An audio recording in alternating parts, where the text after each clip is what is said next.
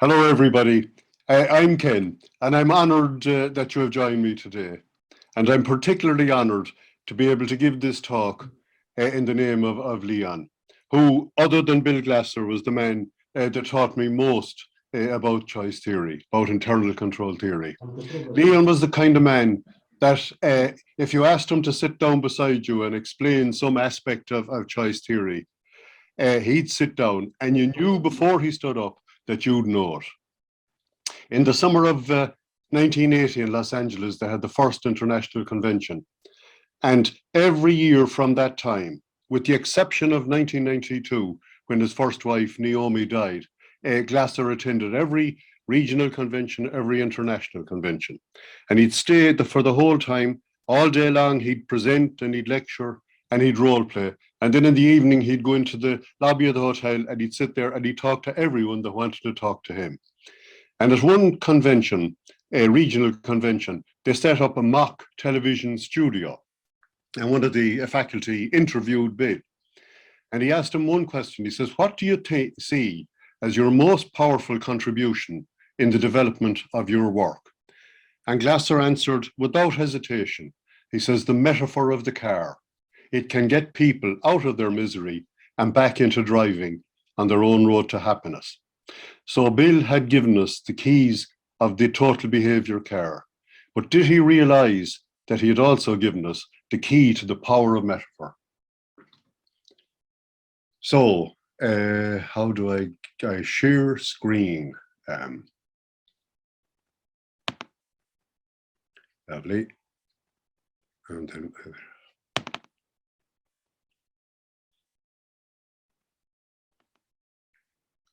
yep. Right. I've put my email on there. I made out the resources, everything that I used, I put on a resource sheet and I sent it to the institute over in Slovenia. But if you want to, you can contact me for the resources. If you have any questions, you can send them to me written on the back of a €50 note. Now, yeah, there's my email. I'll just leave it on for 1 second in case you want to take it. Okay, listgowlken@gmail.com. Okay, this is an exercise. It's common exercise now. You probably have done it. I learned it from Ellen Galinas. Ellen Galinas is a wonderful teacher from Canada. And for her group, she'll bring in a big pile of keys. And there'll be all kinds of keys in it. There'll be big iron keys of the kind that you could use to open the gate of a jail. And there'll be lovely little artistic keys and modern steel keys. And there'll be all kinds of keys. So she get them to look at the pile and say, pick one key. Now be careful, go through and pick one key. So when everybody has picked a key, and you may have picked one, even just in the moment going around there, one key may have caught your eye.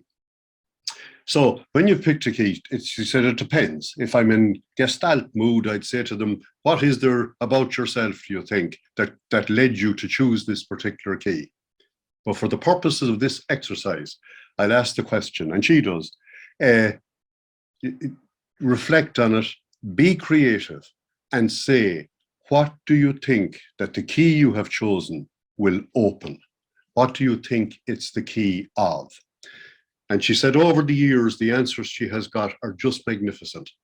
One would be, it is the key of my heart, and I do not give it away easily. I learned the whole thing of metaphors from Susie Hallock-Bannigan. She is for 25 years, she was coming here to Ireland to teach us choice theory. That's Arthur, our chairman there beside her. Arthur is the one with the beard. So she brought an awareness of the power of metaphor. And I often ask people, what is the metaphor that you find most significant? And it's a really interesting question. And I find their answers very, very interesting. And it's a pity we don't have a different model here today, because it's the question I'd love to ask you. But in the case of Susie, she said her most powerful one was when she was doing postgraduate counselling degree, and she was trying to do the degree, trying to keep a house, trying to rear 2 children, and trying to keep a full-time job. And she said, really, she just nearly cracked up. But one day, the lecturer in the class said to everybody, will you draw a metaphor for how you were feeling right now? And Susie said she drew a metaphor of her body crushed by a huge vacuum cleaner. So she looked at the metaphor, and she said, I went home and I hired a house cleaning agency. So one of our instructors, who's also a primary teacher, says that every morning in class, she gets the kids to draw a little glass on their copy, just a drinking glass. And they have to have the glass with the liquid in it as to how they feel for the day. The glass can be full or empty or half full. And she goes around, looks at the glass, and on the basis of that, she tries to allot time to the kid during the day. And she said one day she went around and one of the kids had drawn their glass knocked over. It's on its side and the liquid drained out. So she said, I really tried to give time to that kid that day. Ivan Honey in Australia has brought this to a tremendous length, and he has all sorts of games and books about it. It's used all over the world, really. And adolescent young guys really go for this. They love all the cars and all the different kinds of cars, but adults do too. And one instructor I know always uses this at the end of his day in the group. He gets people to draw the vehicle that represents how they feel that day. And he said one day he went around and he saw somebody had drawn an ambulance that itself was in an auto smash. So he said, I really became more sensitive to people in the group after that as to how they get on. Right, that's Susie. I'll be talking about Susie quite a bit during the time because Susie brought us, among other things, metaphors. This is Hugo Crago. He's an Australian writer. He has written extensively about metaphors. And I just love this quotation. I think this is just an unbelievable quotation. A metaphor slips past the defenses of a conscious mind. And in many ways, this will form the basis of my presentation today. Because I'll ask, well, what is a metaphor? And why does it slip past our defenses? Why is it accepted by our perceptual system? And can we be aware of this happening? What can we do with metaphor? How can we harness its power? And I look at how Glasser used metaphor to such incredible effect in his teaching, in his counselling, and in his communication in general. Metaphors go right back. The first definition of metaphor that we have is 2,500 years ago, Aristotle. And he says a metaphor consists in giving the thing a name that belongs to something else. But you have to go back to ancient Egypt. You have to go back 5,000 years to find our first examples of metaphor. And they are scrawled on the pyramid walls. And some of them are really funny. I've learned from one of them that Abassi apparently was a foreman while they were building the pyramids. And Abassi had a pig's nose. All languages have metaphors, all. This one here, this is kind of my favorite. The gazelle has stolen my beloved's eyes. That's a Persian metaphor. And from Australian Aborigines, from the Australian First Nation, we find a kid of 8 who's an orphan. And he said, my mother sleeps beneath the earth. I don't know, that one just kind of goes right through me, that metaphor. So then came 1980. And in 1980, everything changed because Lakoff wrote his book in 1980 and he changed everything. Prior to Lakoff, metaphors were clever, prettied, they prettied up language, they were decorative, enriching, but they certainly weren't something that was essential. But Lakoff changed it. This is Lakoff's book, and he started an avalanche. He shattered the idea of research. It can never be, or the idea of metaphor. It can never be the same again. He released a tsunami of writing and research, really incredible amount. I'll give some examples as we go along, but I'll show you some of the way that it's going. Here's a question for you. So, on the left, you have academic writing, fiction, and conversation, 1, 2, 3.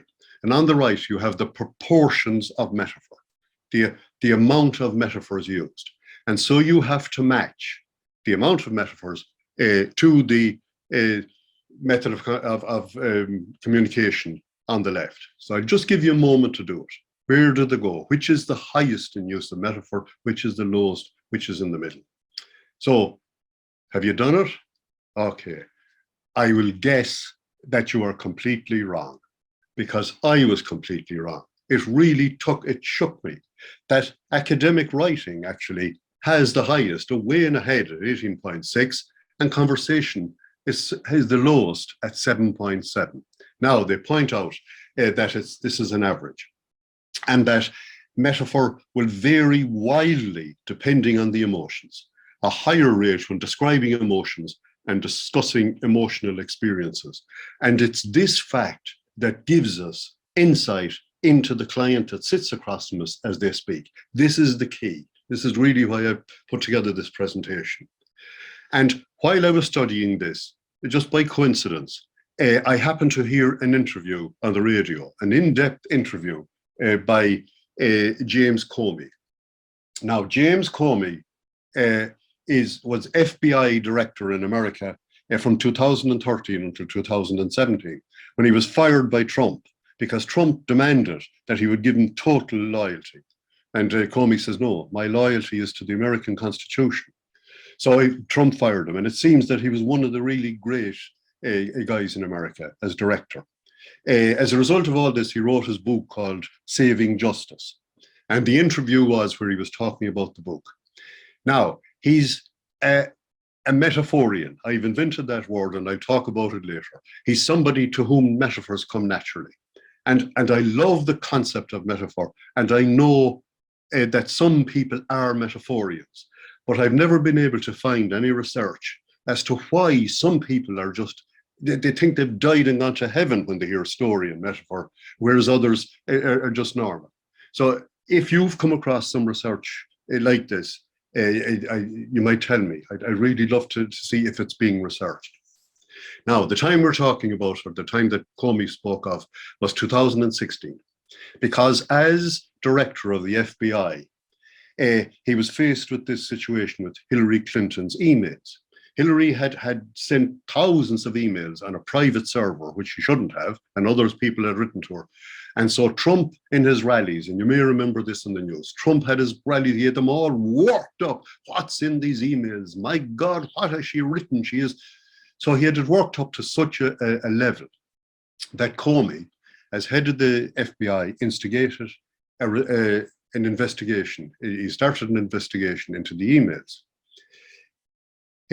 He was doing it out of fairness, to be fair. He investigated for a few days and found nothing, and he said he found nothing. But the timing was so important.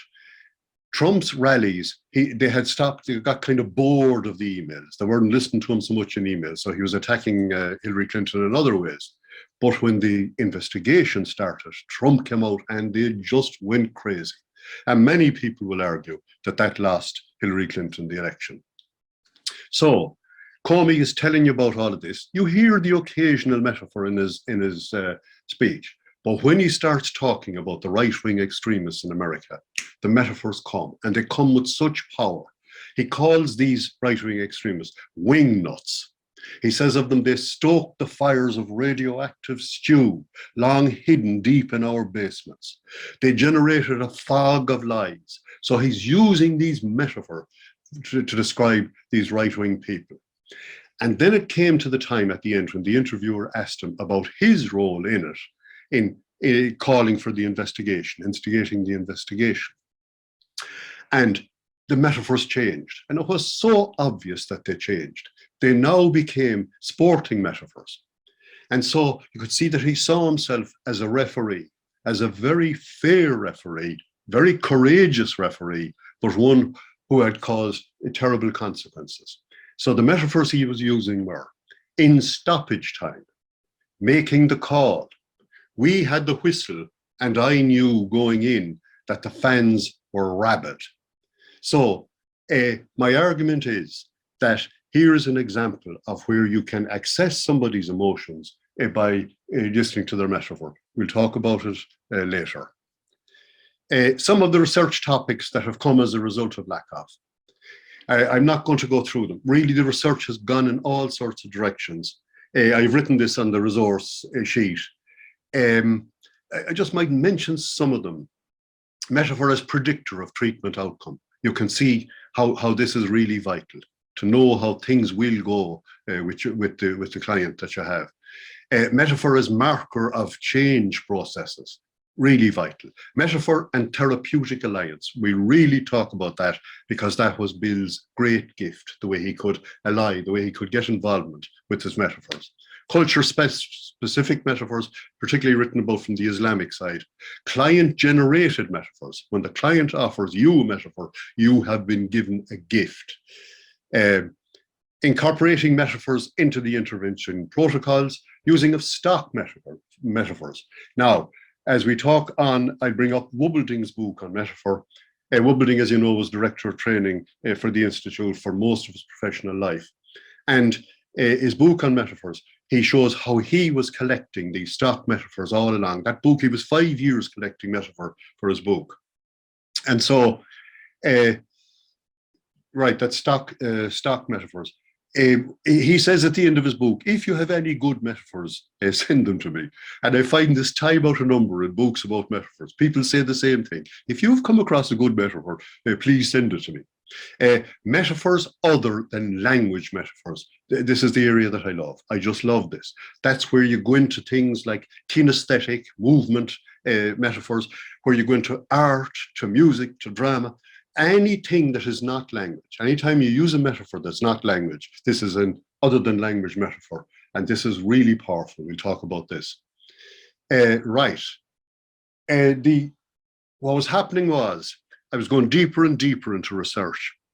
And as I was going deeper into research, I was finding that I kind of didn't like where I was going. I was finding that I was losing touch with life, losing touch with the person who sits in the chair across from you, who wants help.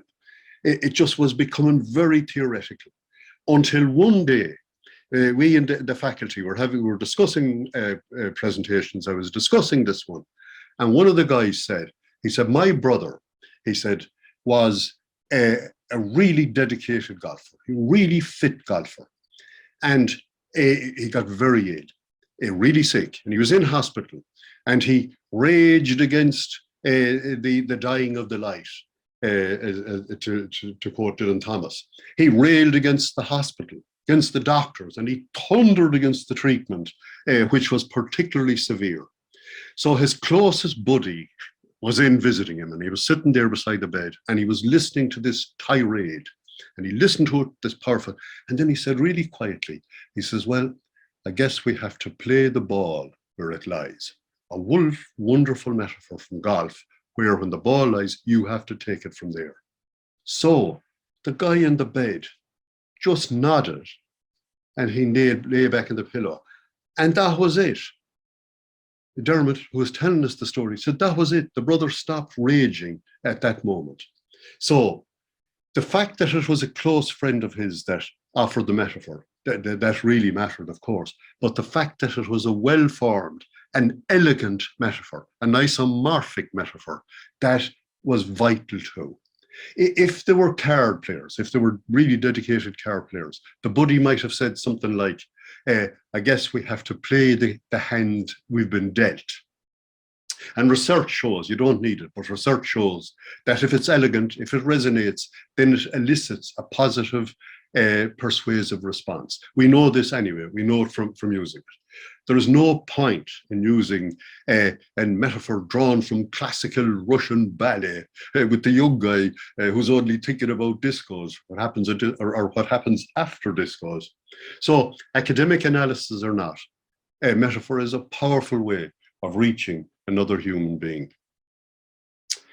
I'm going to build a list of uses of metaphor as I'm going through. And to deepen client relationship and involvement. That's what you had that day with the two guys in the bed. Just for that moment, the relationship between them absolutely deepened. And the same thing would happen in counselling. When we do the air traffic controller, when we do the clip from the air traffic controller, it is just a supreme example of Bill Glasser using an elegant metaphor that fitted into the worldview of his client. You'll hear it happening. You'll see it happening on screen. A metaphor speaks to the heart of the client or in his or her language. That happened with the guy in the bed, and that happens in the aircraft clip. And from Comey that we've just met, this is another one. Accessing and symbolizing emotions. Symbolizing emotions. His emotions was symbolized as the referee who took on this task, who did it, who knew it was a terrible task, who knew the fans were rabid, but who did it out of courage. So his emotions were symbolized. Now, come with me to the magic world of metaphor and story. In a time that is yet to come, the nations of the world finally caught themselves on and agreed to pool the resources to collaborate. And so they decided to build the mightiest, most powerful computer that this planet has ever seen. It took them years to construct. They knew the name. The name would be Ultimo, the final computer. But as to where they would build it, they nearly had a world war over where the computer should be built, until they finally settled on Parnassus in Greece. Because in Parnassus, legend has it, Prometheus stole the fire from the gods and gave it to man, and thus gave him technology. So they built the computer, it was finished, and they asked it one question. They said, will machines ever compute and think like a human being? Pause, and the computer answered. That reminds me of a story. And so human artificial intelligence had arrived, because it's only a human that can answer a complex question with the story. Plato did it, Confucius did it, Jesus did it, Buddha did it, every shaman that existed did it, and so did Bill Glasser. So I'll tell you some of Bill's stories that really resonated with me. There are many, and I'll just pick some. He did a day in Texas. There was a big audience in it, and most of them had come from the medical profession. And so he role played in the afternoon. And one lady came up role playing with him, and she was a nurse in a nursing home with old people, sick people in a nursing home. So she role played the case of a lady who was 93 years of age, who was as sharp and intelligent, but her body she was in a terrible situation. She was in a wheelchair, could hardly move, couldn't move. And so Bill is role playing with this lady. And so he had asked the nurse about her beforehand. So the nurse said, the reason I'm playing this is that we're really having terrible trouble with this lady. She wants to go to her own home. She wants to get out of here. She's just all day long onto us to get out, to let her out, let her go home. And so Bill played the part. He played the role with her. And so he started off, and she said, I want to go home. I want to get out of this goddamn place. And Bill says, you're not going home. We'll mind you here. And she went crazy. And she went, but eventually, because this was Bill's great gift, she managed to calm down, and he started to work with her and started to work on plans in which her life would be happier in the home. In the discussion afterwards, someone said, my God, Bill, that was really cruel. It was cruel the way they just said to her, you're not going home. And Bill says, no, it wasn't. It was cruel to say to her that maybe you can go home, that maybe you have a chance to go. That would be cruel, to give her false hope. And he said to the nurse, he says, you told me that that she had no chance of going home. And the nurse says, well, yeah, a chance in 100. And Bill says, a chance in 100 is no chance. But some years later, it happened here in Ireland, in the hotel lobby. Someone brought up this interview and said, gee, Bill, I don't know. I thought that you were kind of very, very cruel with the lady. I mean, you offered her no hope. And where there's life, there's hope. And you offered her no hope. You said there's no chance, there's no hope. You really were, you were very kind of cruel to her. And Bill says, you ever seen that movie? It was a terrible movie. The Deer Hunter. He says, you remember the scene in that movie in which this guy, American guy who has been left behind in Saigon after the Americans had left Vietnam, and he's in this dive, and they're playing Russian roulette, himself in a Vietnamese fella, and he has a revolver, and they put a bullet into the revolver and spin it, and then all this money is bet on the table, and the two of them put the revolver up to their head and fire it. And if it doesn't kill them, then they get the money. And then the money gets bigger. And theoretically, you can play it where you put in a second round and a third round. And I suppose theoretically, you could come up to the stage that you'd have 5 bullets in a revolver which has 6 spaces. You'd spin it and fire. So Bill says, yeah, really terrible. He says, can you imagine trying to play Russian roulette where you had one round, one space out of 6, one chance out of 6? And then he says, one chance out of 100. That's no chance. He used to role play in, he'd sit into the CERT weeks, and he'd let us sit in with them. And so he'd role play and teach inside in the CERT weeks. And in one particular CERT week that I was in, the group were almost all teachers. And he says, we'll do something different today, because normally what happens is the person comes up and gives them a case, a really difficult case that they have, or a really difficult school case where the kid is in. So that's what normally happens, and Bill will role play. But he says, in this case, he says, we'll change it. He says, I'll be the client. He says, you'll counsel me. And so he said, right, I'm a young kid, and this is the problem. Problem is that the teacher, the biology teacher, has a way of teaching biology. He has a board, an electronic board that he has made. And all down this side is the name of all the bones. And all down that side is a skeleton with all the bones in it. And so you take the tibia from this side, and you have to bring a wire across, and you have to touch the tibia bone on this side with it. And if you're right, a light comes on. And if you're not right, it goes, and you have to do it again. So Bill said to us, or sorry, the kid said to the teacher, I'm not going to play it anymore. And the teacher says, you have to play it. He says, no, the kid said, no. He says, I know all the bones. I've done it so often, I know all the bones. He says, I'll just read my book here. He says, I'll read the next chapter in the book. And the teacher says, no, you won't. You'll do this game the same as everybody else does the game. And the kid said, no, I won't. I'll just study the book. And he was a good kid. He was maybe the best kid in the class, really good. But there was a standoff between himself and the teacher. Teacher brought him down to the principal. And so the principal now tries to, not counsel, I suppose, manage him. And so Bill said, right, you're the principal. And so he plays the kid. And around the group it went, and they role played, that they managed. And it was just awesome. It was just absolutely wonderful. I just sat there in amazement as they used all the persuasion, it was just wonderful. But the kid wouldn't change. I'm not going to do it. I'll read my book. And it went around every one of them, and they all kind of gave up. And Bill says, that was good. That was good role play there. But he said, the kid is going to read the book. He's not going to do on the board. And then he used it to teach what he wanted to teach, which was, in many cases, it's the system in the school that's wrong. It's not the kid, it's the system. If you change the system, then the school works better. And that's the thing he believed implicitly and taught right up to his death. So when he had finished, he says, something kind of funny there, I must tell you. He says, that kid was me.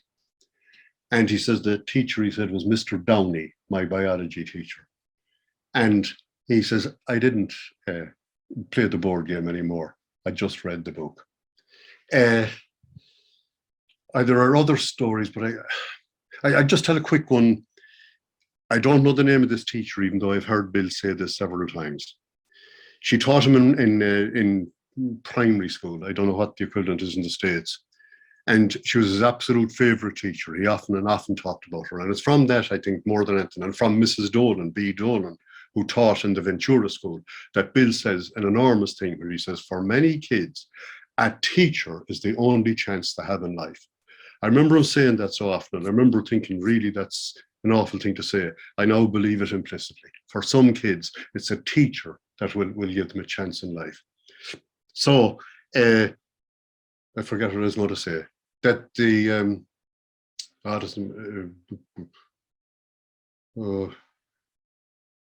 I'll think of it again. I'll think of it again. I'll keep going and I'll think of it again. Right, there are stories that Bill used. There's chance in 100. We've just done that. I won't bother with the bereavement stories and so on. I'll just keep going. And I'll try and get the, oh, I have it. I have the, yes, and it's important. This teacher that Bill loved, one day, she was asking questions. She was asking questions in class. And Bill answered the question. But the thing is, she hadn't asked the question yet. And she just stopped and looked at him. And everyone in the class looked at him. And then Bill got all embarrassed. And the teacher said, it's okay, Bill. You can answer the question before I ask it anytime you want. So this gift that he had, it's just difficult to put words in it, but people who have role played with Bill will tell you that this was the gift. He looked at you and you knew that he knew what you were going to say. You just knew. He kind of looked into your soul. Right, there's himself. In 1985, Bill came to Ireland for the first time. And a youthful Arthur Dunn introduced him. And an even more youthful Brian Lennon arranged that the whole thing be videoed. And that's actually on our website. You can just go in, I think, and see that on our website that day. There were about 40 people in that first group. And many of them became infected by the control theory ideas. Ideas that even then were mutating into a new variant, a new contagious variant called choice theory. And that first group wouldn't be certified until 1987. And yet, so contagious were the ideas that while Bill was still coming to Ireland, more than one person out of every 2,000 people in the island north and south of Ireland had done at least a basic week. Bill was astounded at these figures. Now, did you hear the clever conceptual metaphor that I used there? I just slipped in a metaphor as I was speaking. And this is the conceptual metaphor idea. This has come from Lakoff. The idea is that there is a source domain from which you draw the images. And there is a target domain that you are aiming the images at. In this case, I was drawing the images from the idea of a virus spreading. Coronavirus, of course, is the thing that's in my mind. And so I was drawing it from the spread of this virus, and I was aiming it at the spread of Bill Glasser's ideas. So the first characteristic that I brought across was spreadability, transmissibility of a virus. And I mapped that over as the spread of Bill's ideas from the first 40 to the whole of the island. The next characteristic of virus that I brought across was mutation. And it came over as a change and development from control theory up to choice theory. The next one that may have gone across to you is international, that virus can just spread international. When I said that the idea spread in Ireland, this island, north and south. Now the problem comes. Because of course there's another characteristic that virus has, and it's the virus, the characteristic of lethality. A virus kills people. And only you can answer this. Only you know whether it worked or not. As you were hearing the metaphor, was it contaminated? Was it ruined by its association with the coronavirus? Did it work, or was it ruined by the thing? Maybe if I had done this in a year's time or 2 years' time when the virus had kind of just become a memory, maybe that mightn't have happened, but maybe it happened now. And I've done this to illustrate a problem. The big problem with metaphor is that unintended characteristics can go across. The client may take a very different idea from the metaphor than you intended. That day, when Bill came, he was surrounded by metaphors. He had a toy, he had a phone to show that no matter how much it rang, it couldn't make commensurate. He had a toy car that spent its days, I remember, rolling round the room, this big red and yellow toy car that a kid could fit in and drive. Now, the original powers control theory, very, very complex, very difficult technical theory.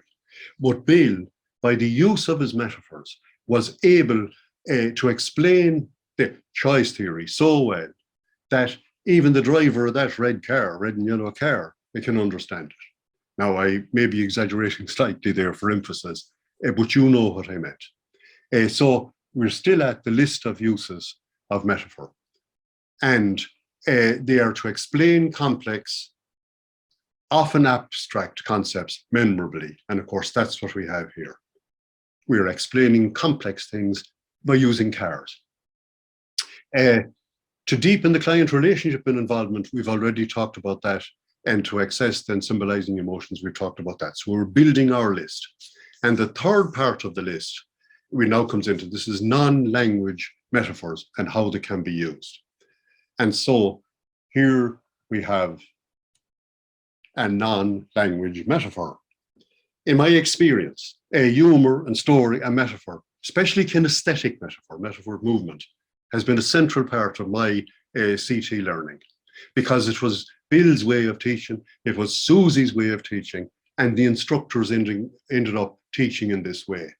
And I've really asked myself very often, is that the reason why that it's so prevalent, or is it that instructors who are themselves attracted to metaphor, instructors who are themselves metaphorians, are drawn to the choice theory world? I don't know which it is, but I do know that this is the way I was taught and this is the way that I teach. This is one that you probably have done. You would have done it in an intensive week. You'd have two people in a chair. You'd have a role player and in this case, it represents an adult and an adolescent, let's say. And the adolescent doesn't want to go to school, doesn't want to work in school. Very unusual case, very rare in Ireland. And so the adolescent is counselling or managing him. What I've used here is penguins. I've used penguins because we can't afford to get actors to do it, and penguins will do all this acting for you just for a fish. So the way it works in the basic week is that the adult works with the adolescent. And if he starts to use a disconnecting habit, if he starts to criticize or blame or whatever, then you put for a chair between the two of them. And on the back of the chair is the name of the habit, criticism. And then he uses another disconnecting habit. And so you move and you put in another chair. And so they're going further and further apart until eventually, if he keeps using disconnecting habits, then he won't even be able to see the person that he's counseling on the other side. And so that's what I'm trying to represent here. And I'm representing it with my penguins. And to make it elegant and isomorphic, I've moved the whole metaphor to the Antarctic. Welcome to the Antarctic. It's now isomorphic, the metaphor is. It's elegant. And so there they are, he's nagging, and so they've been moved apart. And if he uses more, we've moved further and further apart. And it's on ice floes, which is a really clever way of showing it, because it shows how the ice floes are going further and further apart. So this idea of humor and using humor in teaching, I really got it for Al Katz. I don't know if you ever knew Al Katz. Al Katz was from New York, a Jewish New Yorker. He's now gloriously retired down in Florida on a boat. And so Al was the funniest fella I ever saw teaching. Al used humor in everything. He taught through humor. I can still remember the things he was teaching. And so humor and story. He'd use stories and jokes to attack all other forms of therapy. And he loved attacking Freudian psychoanalysis. That was his favorite. And so here we have the client, if we're being psychoanalyzed, Freudian, I think by right the client should be the other way around. He should have his feet away and his head to the thing. So all started when I was an egg. So this, I just tell you, he used the other joke that he had for the Freudian psychoanalyst was he said there was a conference on, Freudian conference, And coming down in the elevator in the morning in the hotel, there were two analysts coming down to breakfast. And one said to the other, gee, you were good today. How am I? And he had jokes against reality therapy too. And his joke against reality therapy that I still remember was a guy who started to imagine that there were monsters under his bed. So he'd be there in the bed at night, terrified, and he'd imagine there were these monsters and there were claws coming up and tentacles coming up trying to get him in the bed. And so he went to a psychoanalyst who worked with him and brought him back to earliest childhood and the memories of his mother putting him in a cot at night and turning out the light and closing the door and all these feelings that he had about the mother. But the more they were dealing with the feelings, the bigger the monsters were getting. Monsters altogether now. And so he gave up therapy and he got himself a new therapist. But his original therapist happened to meet him, months later. Happened to meet him. And he said, how is your therapy going? And he went, so finished. He says, I one session, and I was cured. And the first therapist says, I refuse to believe it. It just cannot be possible. I refuse to believe that such deep-seated things could be cured in one session. Don't be ridiculous. What did he say? What did he do? And your man says, he got me to cut the legs off the bed.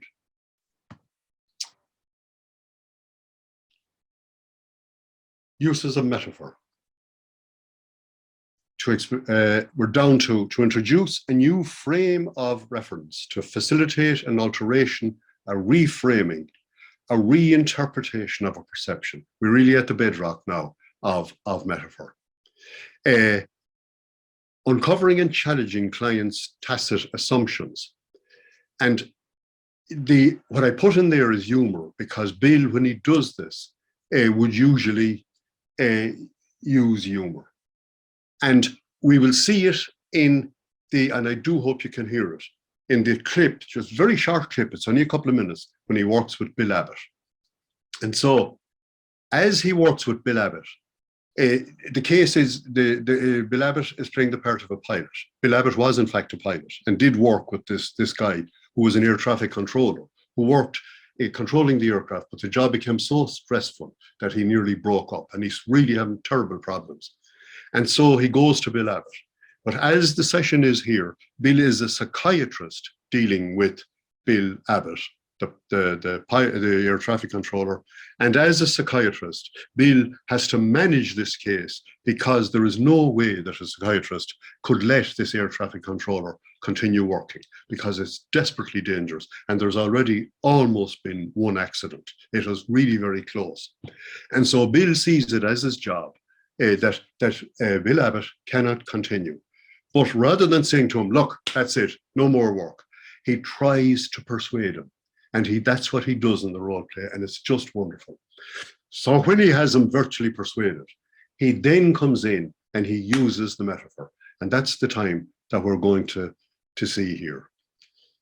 So the tacit assumption of the client is brought out. The unspeakable is uttered and taken for granted, no more. And it's only a couple of minutes. I do hope this works. I hope the sound works.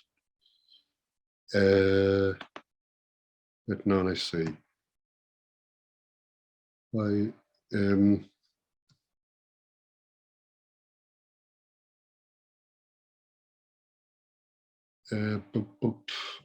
seem to have.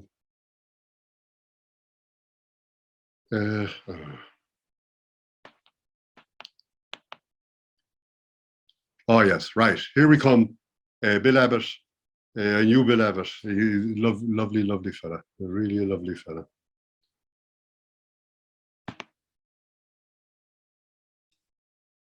Now, just one more minute here. How does this sound to you? We've made a little plan. We've evaluated that. Both of us, I think, have come to the conclusion you can't continue doing this. And so we've arrived at an evaluation plan, a sensible plan to evaluate. If an airplane has a stress crack in it, they ground it and they search it all over for other cracks. We're grounding you now and looking for other cracks. Maybe we won't find any.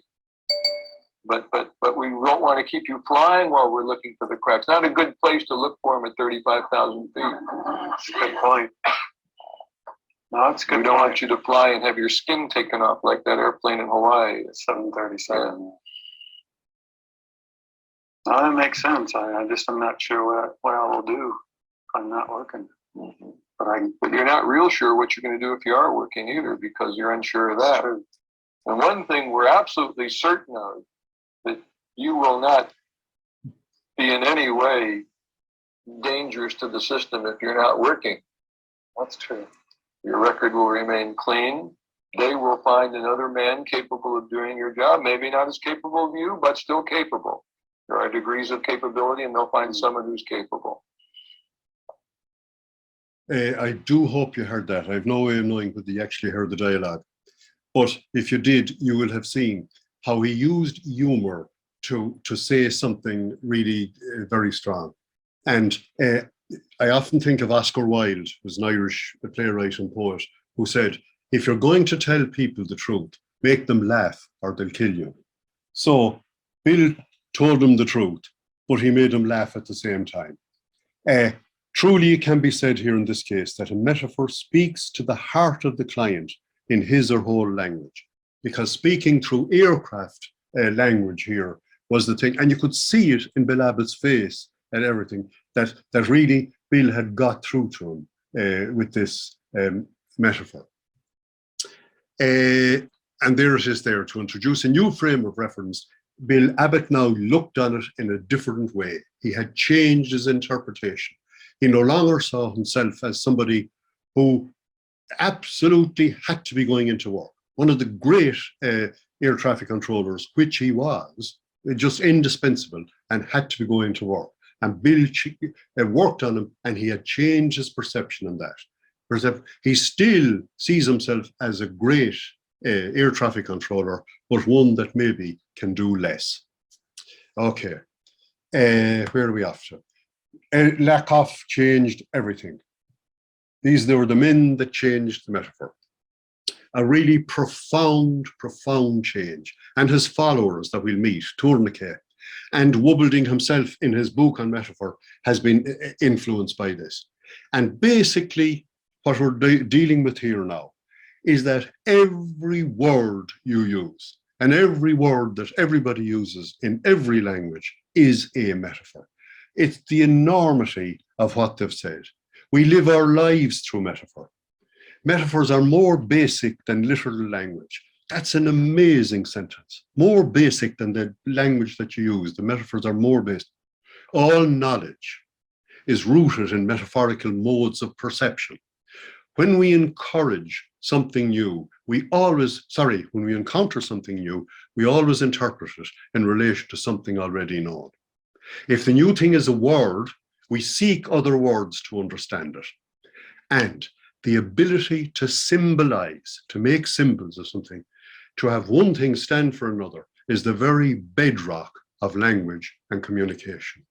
It's enormous. It took a long time for me to hit me, but it really, I find it I'm just fascinated by it. And I'll also try to show later on that I think Bill knew all of this instinctively.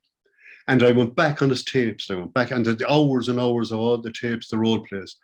And his use of language as you go through, I never realized it before. His just unbelievable use of language, the way that he knew what he would say and what he would not say, it's just wonderful. Now, the moment that language is formed, this fascinates me, fascinates scientists. It's 150,000 years ago, Homo sapiens. But it took Homo sapiens, smart Homo sapiens, it took him another 145,000 years to be able to work and to invent writing. That little squiggles would be the metaphors for something.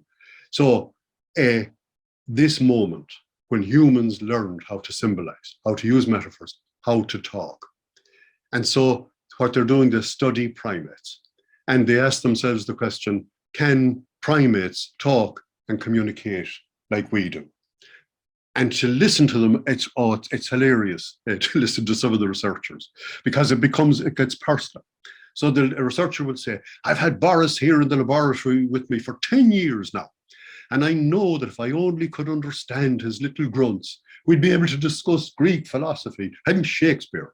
And I know that if I only could get his hair to be a little bit more wild and a little bit more crazy, we could probably make him a Prime Minister of the UK. And the last bit I've added is a joke. So there's wonderful, hilarious work done with, well, for me it's hilarious, the vervets of East Africa, monkeys. And they have three calls, basically, the vervets. They have three alarm calls. Eagles, and they call that up into the canopy of the trees. Leopards, which they call down to the ground, and snake, which they call to the area around them in the trees. And so the young monkeys, when they're learning, they have it nearly right. They'll call out leopard for anything on four legs, like a harmless buffalo, but they very soon learn. What they've also discovered is that monkeys can tell lies. That a really smart monkey, when he spots a tree with the fruit on it that he likes, he'll call out a snake or eagle, and the rest of the group will scatter, and he'll go down and he'll eat the fruit on the tree. But if they find out, they will beat the head off him because he's destroying their good neighborhood watch scheme. There's one thing you'd be careful about if you're in this research, is baboons. If a troop of baboons are coming along, and if the call for leopards comes, they come down and they beat up the leopard, they attack it. As one lady researcher discovered to her cost, when she was bringing a stuffed leopard in to record the vervet's calls. I can't leave it without talking about the bonobo, my favorites, the bonobo. On either side of the gigantic wide Congo River. On the left-hand side, you have the bonobo, and on the right-hand side, you have their cousins, the chimpanzees. And they're physically different. The bonobo are much more elegant, have smaller heads, they're gentler. They're matriarchal, and they eat communally on the thing. They spend their day, this is true, in recreational sex. On all sides, they do not discriminate. Whereas on the other bank, the chimpanzees, they're much more aggressive, and they spend their day flaking each other into submission with the jawbone of an ass or whatever is handy. So maybe it's the tiny genetic differences between the two groups that has brought out these two differences, where you have the disconnecting habits on one side and the connecting on the other. Or maybe Bill Glasser secretly got out and taught them basic weeks. I'm going with the genetic differences myself, but you never know. So primates cannot symbolize their emotions. Primates cannot talk. They can show their emotions. They can hug you. They can spit at you. But they cannot say, "I'm lonely. I'm afraid. My life is a desert." Only humans can do that. Here's tourniquet, and I really can't go into the depths of it. I just take a little bit. This is the way they look at language. I'll just give examples. Up and down. We use the words up and down 10,000 times a day. Up and down. But when you examine it, you'll find that the words, concepts of up and down form our language. So you'll say, raise his spirits. He perked up today. He's on top of the world. Businessmen will say, our figures have gone through the roof. Or you may say, he's really down. He's down in the dumps. He's in the depths of the despair. He's really low today. He's depressed. What an interesting use of word. There are so many downs. The good person will go up to heaven, and the bad person, the naughty person, will go down to hell. I don't quite know how it works in Australia. But this is the way that you examine language and the use of language. And as I say, I think Glasser has chosen his language to be aware of an awful lot of this. What they say is, though we, of course, have formed language, language in turn has formed us. And I think that's just incredible. Language has formed us. Where can I show you? This is research that's done by Boroditsky in Stanford, 2011. And it's simple research, you could replicate it yourself in 20 minutes. 2 groups of 30, and he gave them a scenario. And the scenarios that he gave Group A were identical to B, with the exception of one word, one metaphor.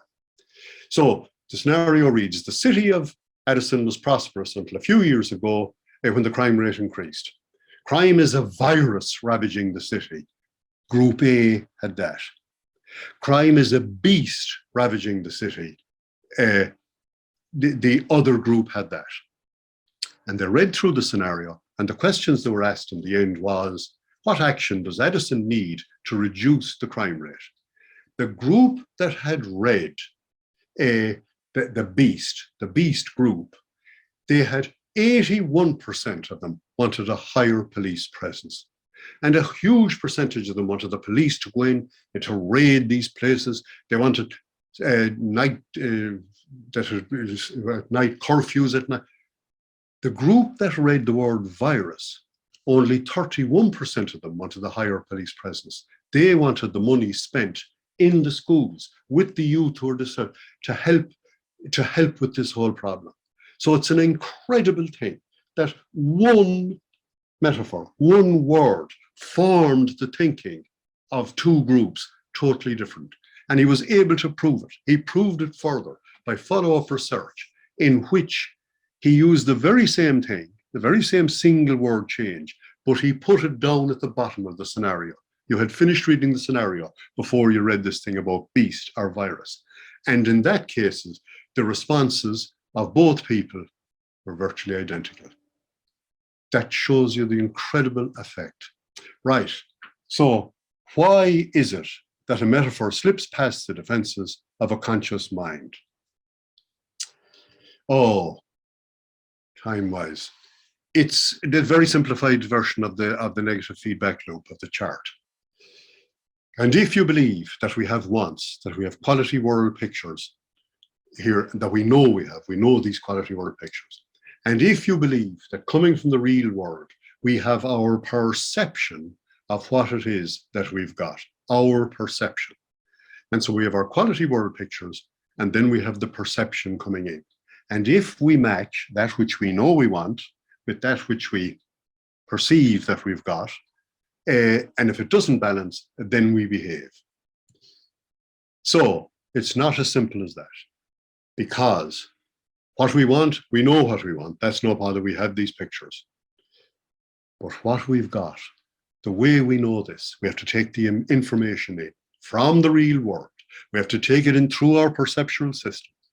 That changes it immediately. We have to change it to our total knowledge filter. That changes it. We have to bring it through our valuing filter. And by God, does that change it. So by the time it comes in, we only have a construct of what it is that we have. We have a construct. We have our view. So we'll take that process and take one look at it. On the very far left, you have the first aspect of that, which is our sensory system as we take in this information.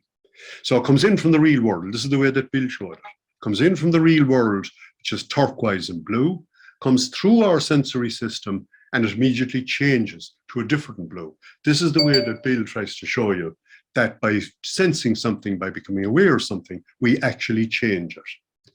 So I give you an example of it. This is the tourney of perception. You may have seen this before. If you haven't seen this before, you're looking at complete blotches. You don't know what it is. Your eyes are going around through all these blotches, and you're there in wonder. Your system is now working, trying to make sense of that which is in front of you. Your system is now working more, trying to make sense of that which is in front of you. This is a sensation. This has come in through your system, and it is a sensation. It has already happened probably for many of you that bang, it has become a perception. You have seen what it is. And it's that instant, that fraction of a time in which it changes from sensation to perception that I find fascinating. And it's done at such unbelievable speed that you really have no awareness of it. So what's the next stage? Well, the next stage is I give you clues. And that's visual. That's where you take in visual information, visual sensations. If you examine it from the point of view hearing, The old example that they talked about. If a tree falls in the jungle and there's nobody there to hear it, does it make a sound? And so from this point of view, of course it doesn't, because all it does is create energy. When it comes down, it crushes molecules and something, it sends off these sound waves, these powerful sound waves, and they will go on and on and on until they weaken and disperse and die, unless there happens to be a diaphragm and an ear in the way. And these waves, energy waves come in, the diaphragm resonates, electrical current is formed, and your brain interprets that as sound. My brain interprets it as sound in my way, yours is completely different. Animals will be totally different again. And the same thing for everything visual. The way I see it is not the way you see it. The research on this at the moment is amazing. The difference in what we see. The green you see is not the green I see. And the green animals see is totally different again. And they prove that, or they show this by saying, of the billions of neurons you have, of every 8 neurons, only 1 is connected to the sensory system outside. The others are all connected just to themselves inside my brain. So what I am making is a construct. It's not real.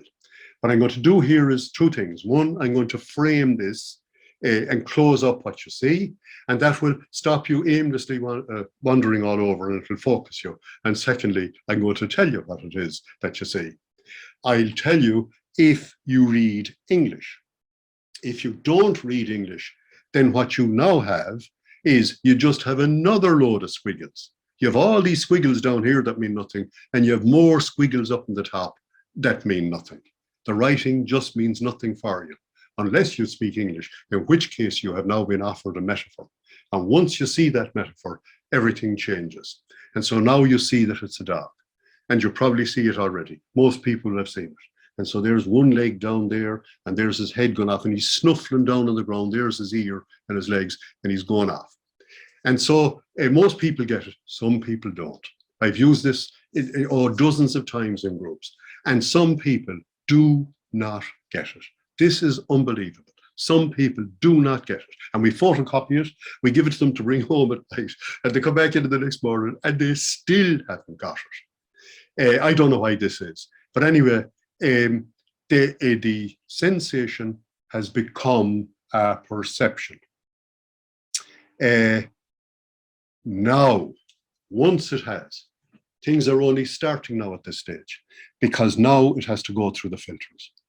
And if you're somebody that's a farmer, a sheep farmer with sheep up in the mountain, and you see dog, you see something that helps you, and that without which you couldn't be a farmer probably. If you're a burglar, you see something, a dog, every house that has a dog, you don't go near that house. And so the dog is something you don't want to see, it's red. If you're a dog lover, the feelings you now have are feelings of love brought on by this dog. If you're just standing at a bus stop, waiting for the bus, and the dog passes, you'll say, that's just a dog. I wonder, will my bus ever come? Or if in my case, a member of my extended family, at the age of 4 with his cousin, around the same age, a girl, they were attacked by a dog, and the dog savaged his cousin, biting her in the face. And my guy, this fella, all you have to do is give him the word dog. This is true. And he freezes.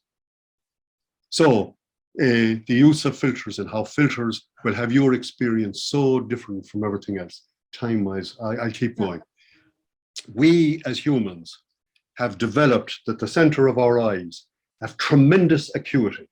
As a result, we're able to read and write, and we're able to do incredibly intricate tasks. Animals can't do this.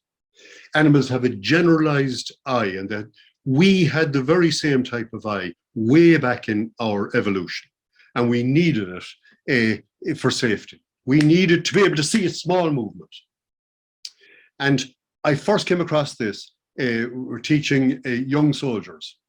When they'd be at night in a trench and the woods are there and it's dark night and they're watching out, if there's a sound, you are instinctively drawn to look at the sound. But in fact, what they have to be trained to do is to look away from the sound, to use the main part of your eye over there and keep the corner of your eye aware, because the corner of your eye is the thing that notices just a little movement. And our people, when you go back through evolution, our ancestors, the ones that were very acted immediately when they thought they saw some little movement, were the ones that stayed alive. Because the little movement might well just have been a leaf, but the movement might have been a bloody saber-toothed tiger as well, and they're dead. So we are the products of those who assumed correctly. The corner of the eye is still there, and it's still in use. And I give you an example that happened to myself. One of my kids worked in the local cinema, and they would bring home, at the end of the movie, when the movie run would be over after a week, they would be allowed to bring home the publicity stuff. So I have posters of Star Wars and everything. They had it all in their rooms. And after the Borat movie, they brought this home. He's 7 feet high. I don't know, 2 meters and God knows what. So he's been in the kids' room down below for years and years, since the Borat movie. And we very rarely use this now. The kids are all gone. But sometimes when I'd come into the room, just for a second, I'd get this flash of fear. And it took me a while to realize what it was. Borat is in the corner, and what I was seeing was a human figure and his hand up. And so just for a second, out of the corner of my eye, I saw this, and it frightened me. And eventually I would kind of maybe go in a few times and I'd be used to it and it's okay. And then I'd forget and I'd come in and back it would happen again. So the corner of my eye, this is the old reptilian brain in operation. This is the brain, the old brain that Glasser told us about, that's working away itself for us. And sometimes it can be desperately and terribly wrong. Here are 2 triangles. And I'll also mention, I didn't put it in the resources now, and I should have, Daniel Kahneman. It did just a wonderful, wonderful book. He got the Nobel Prize for his book, Thinking Fast, Thinking Slow. And his argument is, part of us can do this thinking fast that we always did, but now today in modern society, we also can think slow. And he says, thinking fast can be wonderful for us and something and save us from all the inputs that are coming in. We're being swamped by inputs. So much information is coming in that we just simply can't take it. There's no way. And so the body does it for us. It filters down the information and it gives us what it thinks we need. Somebody is taking our calls and telling us what calls that it lets through. Something is making sense of our environment for us. And this is where you'll see how we lead to metaphors. It can get into most desperate situations. Sometimes it can be totally wrong. 2 triangles there you're looking at. One on the left is white and it's pointed up. The one on the right is black and it's also pointing up. So there's 2 triangles. So you have a question. The one on the left, the white one, is it bigger than, smaller than, or the same as the one on the right? If you've seen this before, good and well. If you haven't, you can do it. So you look and you see, is it bigger than, smaller than, same as? Can't get your answers. If I did, I expect that many of you would say it's the same as. The white triangle is the same as. Wrong. Some of you will have said it's bigger than. Wrong. Some of you will have said it's smaller than. Equally wrong. You're all wrong. There are no triangles there at all. This is just, this one fascinates me. There are no triangles. And you take a ruler, you take paper and you put it across and see that there is no triangle. And yeah, there isn't. You take away the paper, bang, the triangle comes back again. Your system is telling you there is a triangle there. Your system is wrong. Eventually, after you watch this for a while, it's easier with the black one, but eventually, even with the white one, you'll begin to see that there is no triangle, that you're just imagining it. And then a while after, you'll find back the triangle comes again. Okay. This Richard Gregory from Bristol in the UK, he's not that long dead. He gave his life to working with these illusions. He invented this mask that we're going to talk now. He had a mask of Charlie Chaplin 30 years ago. He did this. It's in YouTube. You can just look it up now in YouTube. Professor Richard Gregory. And so his Charlie Chaplin masks turns round. Now, since then, they've developed it. And they've developed it here to put lights on it and make the effect even better. So what you're going to see is a mask that turns. when you're looking at it, it's a mask. It's convex. It's bulging out. When it turns, you look into the inside and you see it's concave. It's hollow. But as the mask turns, this thing in you that I'm telling you about, this thing, insists that it's a face. And it makes the face for you. And then you find it's not there, but it still makes the face. And you can keep looking at it and it'll still make a face that I do hope this works. There you are.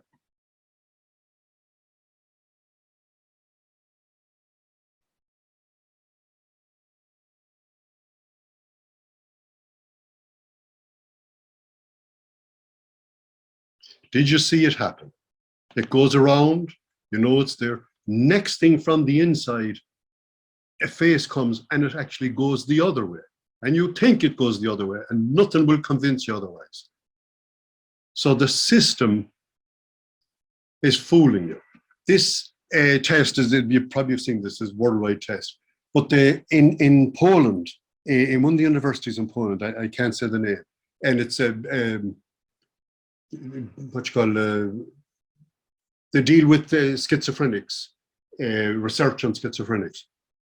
And they showed them this mask. And of the group, none of them, these were long-term schizophrenics that were being treated in the facility.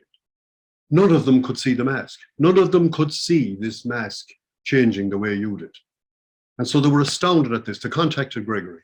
And he was amazed. And he wrote to them and he said, gee, this requires much further work, but maybe we have a test for schizophrenia. Others might say, maybe we have a test for people who have been many, many years on schizophrenic drugs. I don't know. Visual metaphors, oh, I love them. Is this the hook upon which I hang my dressing gown, or is it a drunken octopus looking for fight? Larry, the twisted picture. Bill told this case many times. Larry was his most difficult case, the most difficult case he ever dealt with. Larry's mother was a film star, famous film star, who didn't acknowledge Larry as her son because that would make her old. So Larry had to play the part of her brother for many, many years. Larry was very messed up. And Bill dealt with Larry for quite some time. Larry's big thing was control. He had to control everyone. And you get these new girlfriends. And if they didn't do exactly as he wanted them to do, not sexual, just in life in general, he wanted to shoot them. And Larry had guns. So Bill had been working with them for years. And he says, quite frankly, he says, I didn't know where to go anymore. It's one of these things when you can't think of anything else, a metaphor may come. And a metaphor did come. And this is the thing that Susie calls a metaphor being born in the creative moment of therapy. Larry was due in. Bill sat in the office. Larry was going to be in 10 minutes. He says, I sat there and I did not know what I was going to say to Larry. And he said, I looked up and I saw one of the pictures on the wall was a little bit twisted. This happens all the time in California because of the little earthquakes. Went over to the wall and I really twisted the picture. And I sat down and Larry bounded in and he had great welcome for himself. All Larry's guns were there in the thing. Bill said he would not continue therapy with them unless Larry brought in his guns and locked them inside the glass cabinet. And Bill said they were there and there were cobwebs hanging off them because I wouldn't touch Larry's guns. So Larry comes in anyway, looks up and sees it and goes across. Oh, and he starts to straighten the picture. And Bill says, what are you doing, Larry? And Larry says, I'm straightening your picture here, Bill. It's all crooked. And Bill says, did I ask you to straighten the picture? Larry, that's my picture, Larry. And so Larry, who was a smart man, knew what was been said. Bill says, I'm not going to claim that it cured him. He says, nothing would ever cure Larry. But forever after, I would say, or even better, Larry would say, guess maybe I'm straightening people's pictures here, Bill. Right, we're going to go further in. We'll just the time. Our introduction to metaphor. Susie Hallock's article, Gordon's book that she bought, Gordon's wonderful book, Bob Wobbelding's book on understanding reality therapy and metaphorical approach, And of course, Lakoff was writing at this time. Susie's article, it's the definitive article. She has everything. She has all how she discovered that Bill in his language was using metaphor all the time, how he was using it in his counselling. Then she said, I started to listen to people and find that they were using metaphor. And only finally, she said, I started to listen and find that I was using metaphor. So she would use metaphor in her practice for years. One of the things she'd have is a kaleidoscope.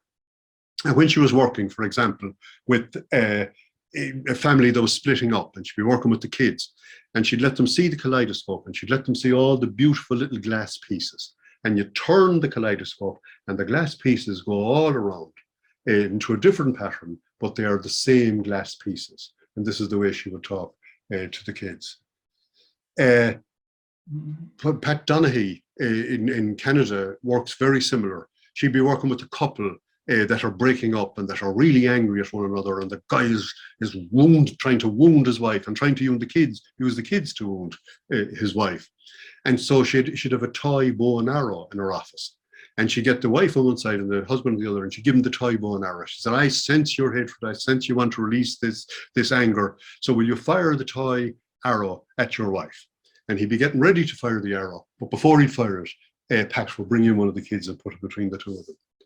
So I just skip. She goes through all the metaphors Bill uses, and she then has brought us Gordon's book. She actually brought that book, and we have it yet. But I noticed, incidentally, it's free. It's free online. You can just go online and get it. This wonderful book. It tells you in intricate detail how to create fairy stories, fairy therapeutic metaphors, which is the highest form of metaphor. And he brings you through page after page how you can do this, if this is what you wish to do. I'll tell you Richard Bandler, the introduction that he has to this book. Richard Bandler, who was there at the very beginning and with Milton Erickson and so on, said they worked through the patterns of communication from all the great counselors, or from any of the great counselors. And then he would try to teach these techniques to other counselors. And some of the ones he'd be teaching were professional counselors and very high up in their different therapies, working for years. And he said he would try to get them to use them. He said big arguments would start where they would argue about the techniques and argue. And he says, you're arguing about something you have never tried. Now, will you go away and try it and then come back and tell me? And then they'd have a bigger argument about whether you should try something without adequate research and so on and so on. So he gave up. He said, there's no point. And it hit him. And what he would do at the beginning of these sessions with these people, he'd tell them the story about Melvin Stewart, who was his biology professor in UCLA. Melvin Stewart, he said, was an incredible teacher and a wonderful person. I loved him. And he was a great biology teacher, and he knew the deserts of California inside out. And he would bring groups with him in a Land Rover to be gone for days, to be looking at all the flora and fauna of the desert. And on one such trip, the Land Rover broke down. And there they were in the middle of an area that Melvin hadn't been in for a long time. And he says, no need to panic. He said, we have the maps here. We can see we go north, we walk for 3, maybe 4 days, and we'll reach a road. We have plenty of water, plenty of food, we'll be okay. And across they went. 3 days they went across the desert, up and down sand dunes and everything. And on the morning of the 3rd day, they breasted a sand dune, and there over to the east, they could see swimming pools, palm trees. Oh, we're saved, we're saved. So they all wanted to go quickly over to the swimming pools, palm trees, and cool drinks. And Richard Bandler, Melvin said, no, it is a mirage. There is nothing there, I know. We have to go the other way. We still have a day. They wouldn't go. They wouldn't. They just fought and fought. They said, we're not, we're going this way. So he said, okay, and he sat them all down. And they all had to promise him, they had to swear to him that they would, as soon as they'd find it was a mirage, they would sit down. Because he said, if you don't, I never find you.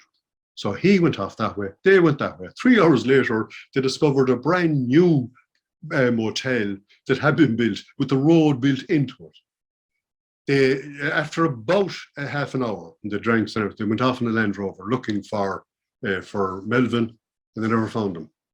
And they never found his body. He died in the desert. And Bandler says that year, he says, I failed biology. So he said, generally, when I would tell that story, that there's no need for me to stress too much.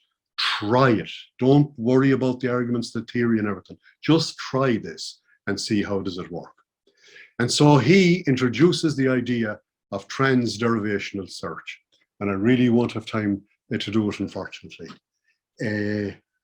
Transderivational search is the means by which our system, our driven system, it makes sense of what information comes in. How we take the information that comes in and make sense of it. Wobbelding, in his book there, quotes Boyd from 1990, and he says, Boyd discovered if you send out 10 cards, congratulatory cards, to 10 random people, 8 of them will know why they've got the cards. Oh, goody, that's it. Well, in fact, it's not for them at all. It's totally random, but they make sense of it. 8 out of 10 of them make sense of it. So, Gordon gives all sorts of examples of this, of how we make sense, our system makes sense, that we search and search. And what you come up with is a construct. And you're the one that makes sense. It's your construct. And it's into that we offer metaphor. It took me years to understand this and to realize its awesome significance. Metaphor is the main mechanism through which we make sense of things. We cannot experience directly through the senses. That's Dennis Tay. He's one of the followers of Lakoff. The product of your perceptual system is a construct. It does not exist. It's not real. It's only yours. Understanding reality therapy, a great deal of what he has in it is ways of teaching Bill's work. And as Wobbelding says, another million seller. I have 1 million of them in my cellar. 5 years he took collecting the metaphors here. He's explaining Bill's concepts memorably, and then he also has all kinds of metaphors for use in counselling. The best example that I've ever heard really of why our negative feedback loop works. He says, the sculptor has in his mind a picture, an image of a statue. The sculptor has outside, he knows his guts is no, he has no statue, he has a pile of clay. So he works and works on the pile of clay until it matches the statue in his mind, and now he has homeostasis, now he stops behaving. So Wobbelding quotes Michelangelo, and Michelangelo's way of seeing it is that inside in a block of marble there is a statue, and that it's his job to release the statue, to beat and wallop and hammer at it and release the statue on it. In the case of David, the block of marble would be 10 or 12 tons weight. It's 17 feet high. I mean, the statue itself is 6 tons. So two of the most famous sculptors at the time tried to work on the block of marble to make the statue of David, and they couldn't. They gave up, so this can't be done. And Michelangelo came along. 42 years the block of marble had lay there, and he turned it into this statue.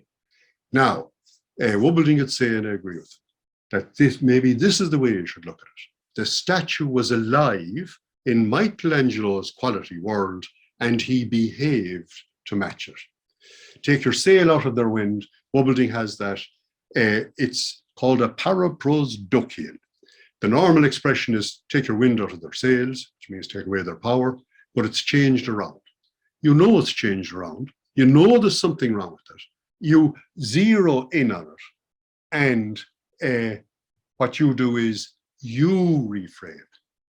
Okay, take your sail out of their wind. Glasser was a genius at taking his sail out of people's wind, and he tells us where he learned this the first day ever. This thing of you just sit back, let the wind blow, and then eventually maybe raise your sail a little bit. Not going to be able to go through all the types of metaphor. I'd have to pick out some. The comparison, he's as tall as his brother. Both the same age. The brother is 2 years older than him, yet he's the very same height. So comparison is real, it's true, it exists, it happens. Everything above the line is not real, is not true, it is a construct. And so everything from simile, metaphor, energy, right up to fairy story in psychotherapy, you just call them all metaphor. There is a live metaphor and a dead metaphor. The live metaphor is something that one about the twisted pictures was a live metaphor. He thought it up on the spot. Dead metaphors are ones we've been using for hundreds of years. And they've been using them so much that you no longer even know they're a metaphor. They have lost their power.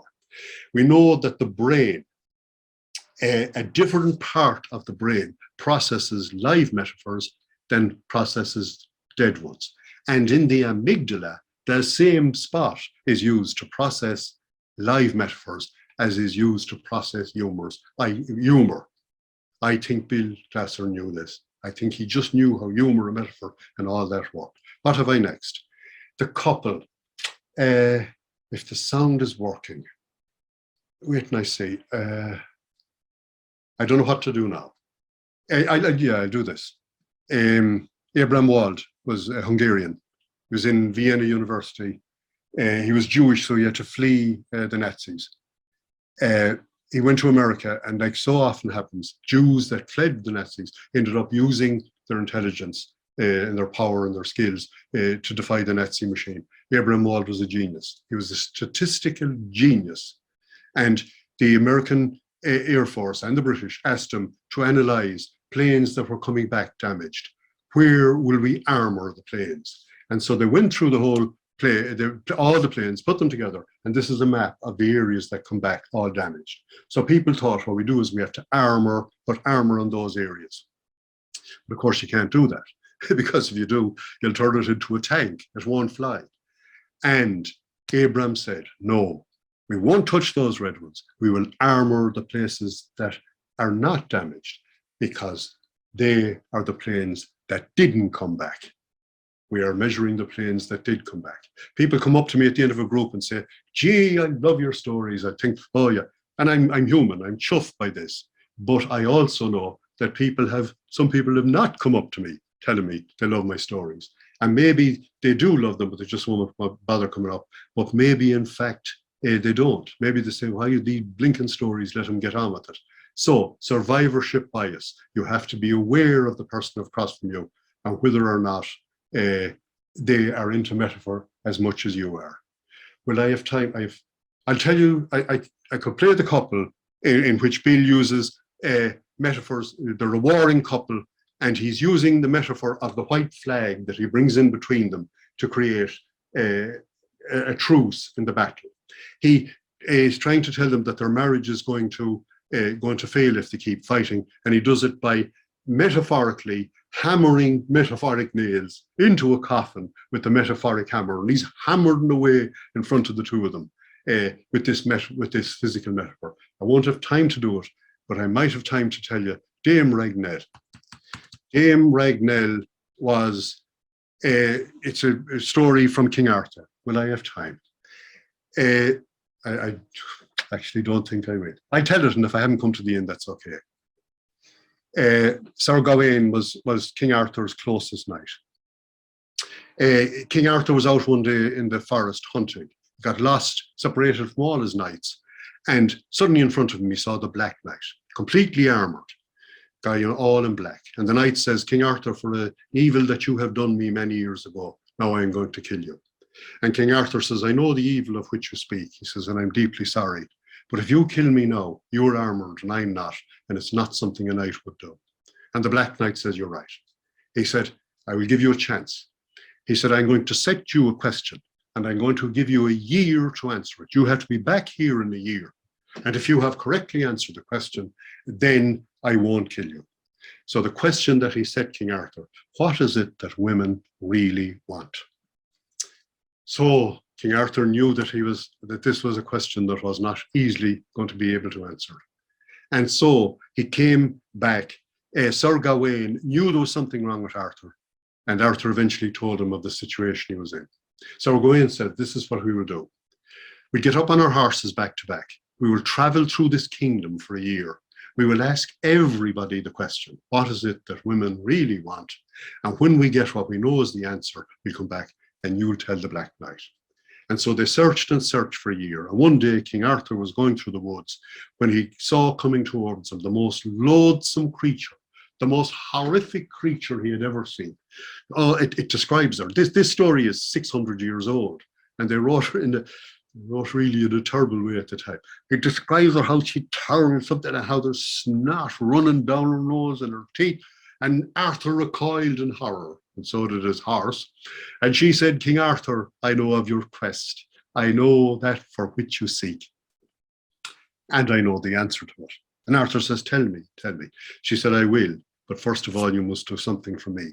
You must arrange that I marry the most wonderful knight in the kingdom. And the most wonderful knight, of course, was Sir Gawain. And Arthur says, I cannot tell any man whom to marry. I cannot give you this. And she said, well, then if you don't, then you will surely die. King Arthur came, met Sir Gawain, told him what the situation was. Sir Gawain says, were she 10 times more ugly, I will marry her. Otherwise, I would not be a true subject of you, King Arthur. And so she told the answer. And the answer was, what women it's written, as I say, 600 years ago in French English, but to translate it nowadays, what women really want is the freedom to be able to choose. Isn't it an amazing story from 600 years? So he went to the Black Knight, told him the answer, which was the correct one, and the Black Knight had to refuse it. But the wedding was on. And Sir Gawain married Ragnell, for Ragnell was her name. And all the people of the kingdom were there, and they cried and cried for Sir Gawain. And that night in the bedchamber, Ragnell turned to him, and she was the most beautiful woman he had ever seen. He was struck by her beauty and fell madly in love. And she said, hold, Sir Gawain, you have a choice to make. You can have me beautiful in the eyes of men during the day and ugly at night, or ugly during the day or beautiful at night. What will you have? And I put this question always to the men in the group. Well, gentlemen, what would you do? And I get different answers. What did Sir Gawain do? He says, Madam, you choose. And with that, the spell fell from her.